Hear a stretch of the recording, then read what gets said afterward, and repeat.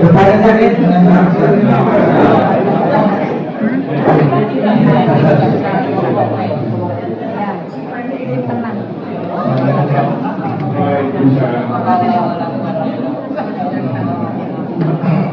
menarik ya Prof, dari apa pertanyaan dan juga jawaban yang Prof sampaikan tadi. Boleh saya ya, S1 Profesor bidang Pendidikan Bahasa Indonesia, lulus dari Universitas IKIP Bandung IKIP Bandung. Tadi lulus UMPTN ya Prof? Lulus UMPTN ya? Iya. Yang kedua, ringankan aja. Yang kedua, S2 di mana Prof? Di Universitas Indonesia. Universitas Indonesia di Jakarta ya. Lulus juga. S3 nya Prof? Universitas Indonesia. Universitas Indonesia. Gelar S3 dari Profesor Saudara, Prof dapat dari UI. Bukan honoris causa. Bukan honoris causa. Bukan honoris causa. Bukan.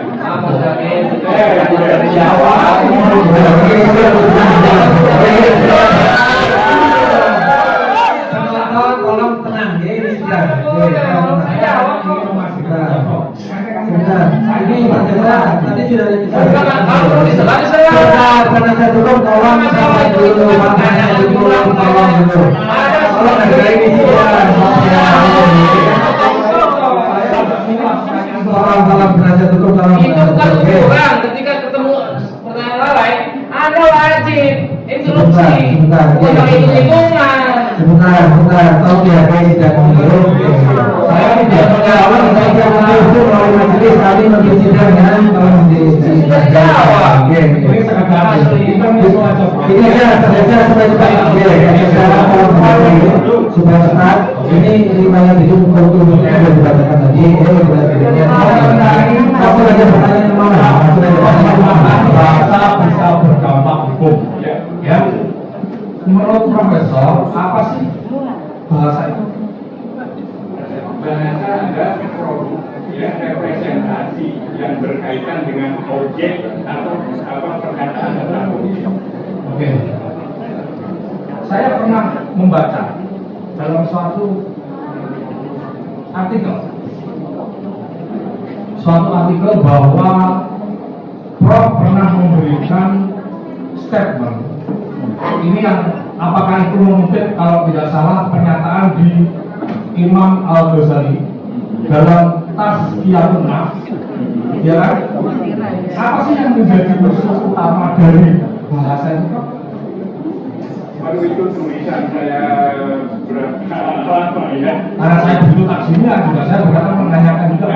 Saya pernah menulis itu. Ya, apakah Prof memberikan pernyataan pada waktu itu musuh utama bahasa adalah kebohongan? Iya, betul. Dalam permasalahan hari ini, Prof, saya tidak menyebut. Kalau tadi penasihat hukum menyebut bahwa ada seseorang di sana yang mengatakan berjanji pada waktu itu tidak akan impor, kemudian ternyata impor. Tadi saya menyebutkan. Ini saya juga tidak menyebutkan orangnya. Bahwa ada seseorang dalam YouTube-nya itu menyatakan bahwa tembak kepala saya kalau ijazah SD, SMP, SMA, kuliah Jokowi itu palsu. Bahwa ijazah SMA itu dicuri dari Joko Wahyudi, sementara Joko Wahyudi kami lahirkan. Dia punya ijazahnya tidak dicuri, ijazahnya ada. Apakah itu menurut Prof itu juga memenuhi bohong? Tapi kami hadirkan dia di media dituduh bahwa ijazahnya dicuri oleh Pak Jokowi. Kalau tidak tembak kepala saya, kami hadirkan di sini dia menyatakan bahwa ijazahnya dibawa dan tidak hilang. Menurut dia berbohong.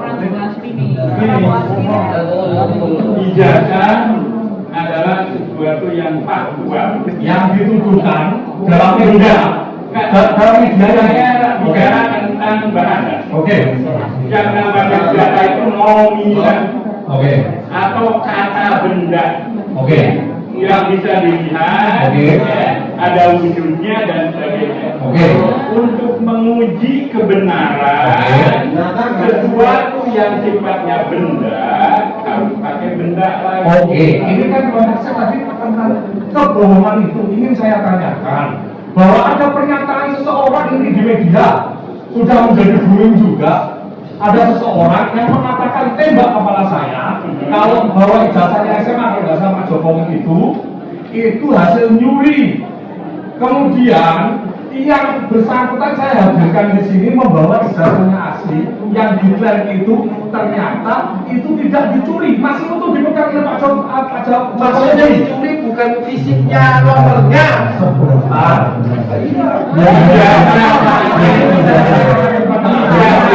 Yang dihadirkan di sini di pengadilan itu adalah ijazah asli Pak Jokowi. Tidak, maksud gini, ada pernyataan dari seseorang itu di media yang mengatakan bahwa ijazah SMK Pak Jokowi itu dicuri.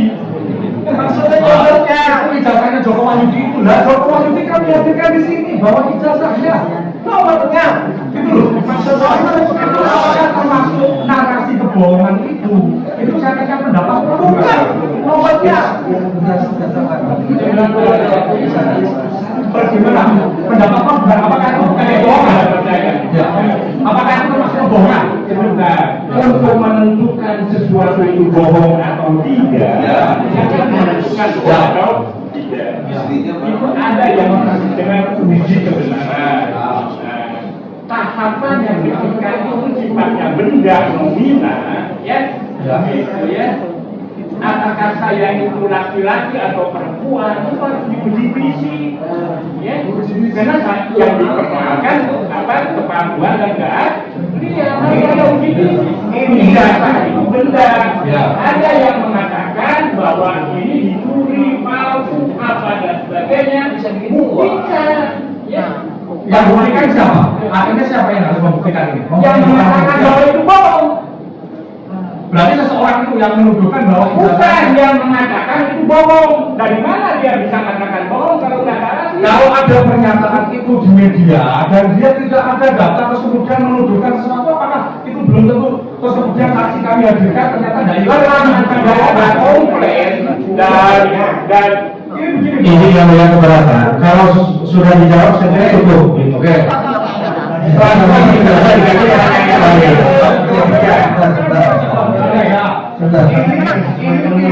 Pertanyaan saya sebetulnya suatu informasi yang disebarluaskan namun tidak sesuai dengan fakta. Apakah itu termasuk kategori suatu kebohongan? dari mana tahu tidak sesuai fakta?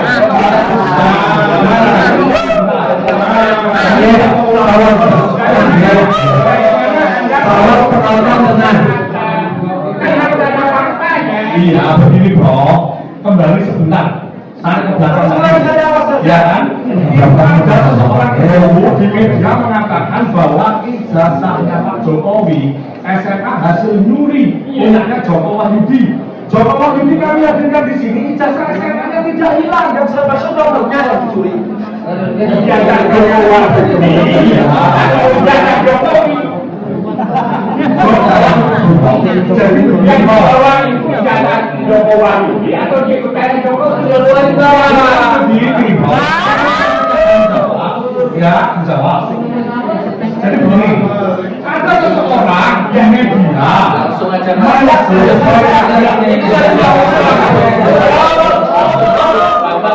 ya, oke.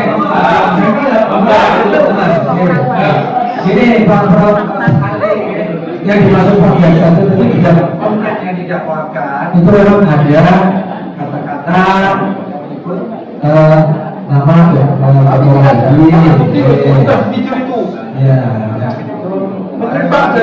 Di sidang Joko Wahyudi dihadirkan sidang dan Joko Wahyudi membawa ijazah asli tapi iya ijazah Joko Wahyudi bukan. Jadi ijazah apa nih? Ijazah punya siapa? Ijazah Pak Joko Wahyudi. Jokowi. Iya. Sementara yang diperkenalkan bohong.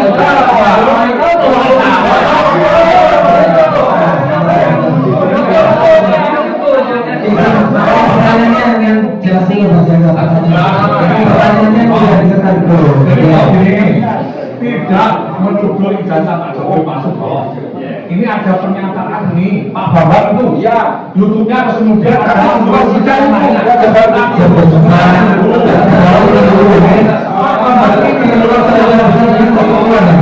Pak Bambang ini bro bilang tembak kepala saya. Jasa SD, SMP, SMA.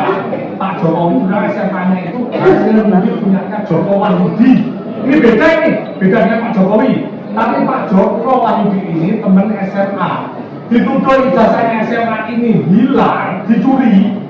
Beliau yang datang ke sini membawa ijazahnya SMA asli, ijazahnya beliau nomornya yang dimaksud itu.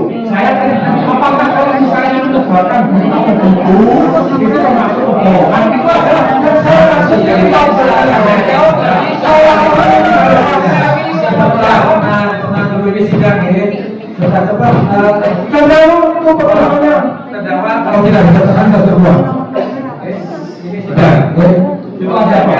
Ini hari disekan dulu data primer. Disekan dulu pertanyaannya disekan dulu. Itu yang dimaksud Pak Jaksa tadi bukan masalah ijazah palsu Jokowi, tapi masalah ada statement atau perhatian Anda sekarang menjadi sebagai ahli linguistik. Ada nama di dalam konten itu yang menyebut bahwa ijazah yang dipakai Jokowi tunjukkan tidak dari Jokowi. Gitu ada narasi itu. Mungkin bisa bisa diadakan, bisa diputarkan videonya. Nah, yang kita jasa itu ada narasi seperti itu. Nah, ternyata Jokowi itu dihadirkan ijazah saya ada. Coba dapat belum saya jasa itu. Itu ditanyakan jasa itu. Yang ditanyakan berarti narasinya sih. Narasi apakah itu termasuk suatu kebohongan atau bukan? Oh iya, itu aja. Jadi kan Saya ini ahli, ya. Saya bukan apa-apa, saya nggak tahu kan. iya kan ternyata nanti nonton semuanya. Teori kebohongan dan kebenaran. Sudah, Ada tiga.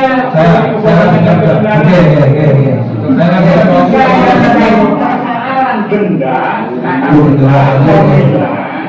ya, uji kebenarannya harus fisikal, itu wilayah pragmatika. Nggak bisa pakai opini, pakai pendapat, omongan, nggak bisa. Ya, karena apa? Teorinya itu kata-kata omongan itu sekecil apapun itu direkonstruksi, nggak berbanding lurus dengan benda. Ya, ingat itu. Ya. Di benak saya, ya itu bukan begini. Di benak saya, karena saya 20 tahun lalu saya ketemu. Tiba-tiba seperti ini, itu kata yang harus saya terima. Jadi si perkataan, ya kebohongan, kebenaran, apapun, itu ya ketika diucapkan itu tidak berbanding lurus persis. Harus uji, karena itu benda, ya. Harus fisik. Dalam keilmuan itu yang disebut dengan metode empirik yang harus bisa diindrai, ya. Itu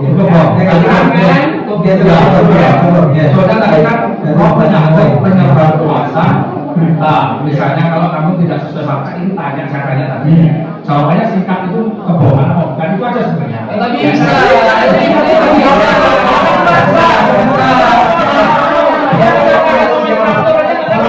Tolong penasihat hukum tenang ya. Tolong persidangan jangan terjadi itu.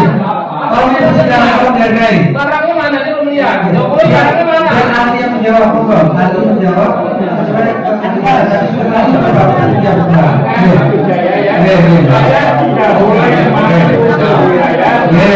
Ahli yang sesuai dengan yang benar. Saya cukup ahlinya. Ahli menjawab apa yang ditanya saja. Silakan lagi.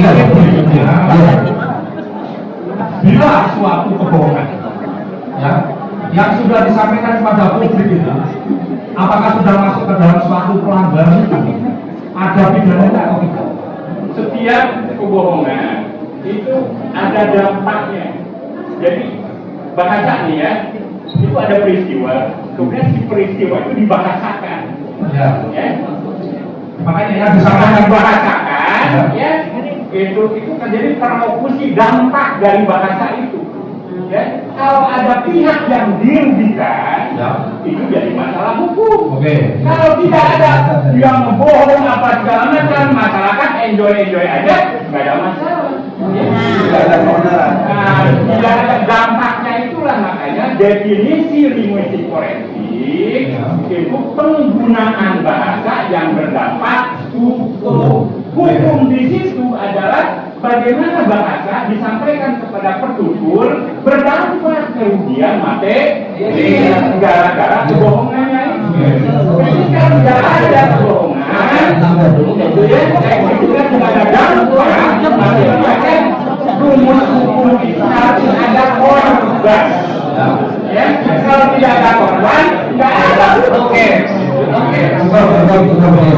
pertanyaan keempat. Berita bohong yang disebarkan oleh seseorang.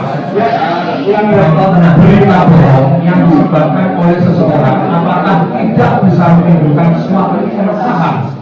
Bagaimana pendapat Anda? Sama rumusnya tadi, berita bohong sebohong apapun, ya itu ya potensial, ya bisa merugikan, bisa tidak merugikan, ya seperti itu. Nah, orang-orang itu sendiri apakah tidak bisa dihubungi